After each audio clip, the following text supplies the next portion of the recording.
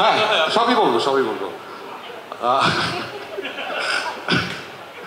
যেটা হচ্ছে যখন এই ছবির কাস্টিং লিস্টটা প্রকাশ করা হয় আমার অসম্ভব মন খারাপ হয়েছিল, কারণ কাস্টিং লিস্টে আমি ছিলাম না। এই তালিকায় সর্বশেষ সংযোজন হচ্ছে আমি। আর ওর প্রথম পরিচালনায় ওর যে প্রথম কাজ সেটা আমি কাজ করেছিলাম এবং আমি ওভার কনফার্ম ছিলাম যে আমার কাস্টিংয়ে থাকবে, আর কারো থাকবো না থাকুক। ফিরে এলোতে কাজ ছিলাম এবং সারপ্রাইজ আমি কাস্টিংয়ে নেই। যাক, থ্যাংক ইউ তানিম যে সর্বশেষে আমাকে যুক্ত করার জন্য ছবিটিতে।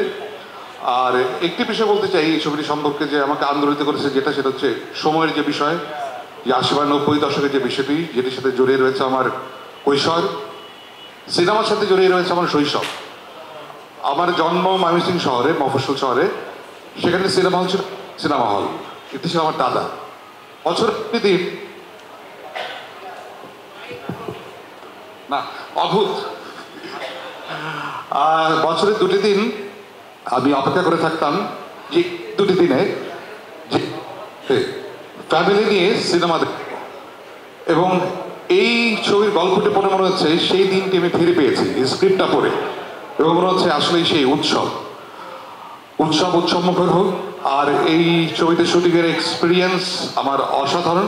এখানে স্পেশাল একটি গল্প আছে, সেটা আমি শেয়ার করতে চাই। পরে বললেন ভাই শুটিং এর গল্প। আচ্ছা, এটা এখন না বলি, এটা রিলিজের পরে বলতে হবে।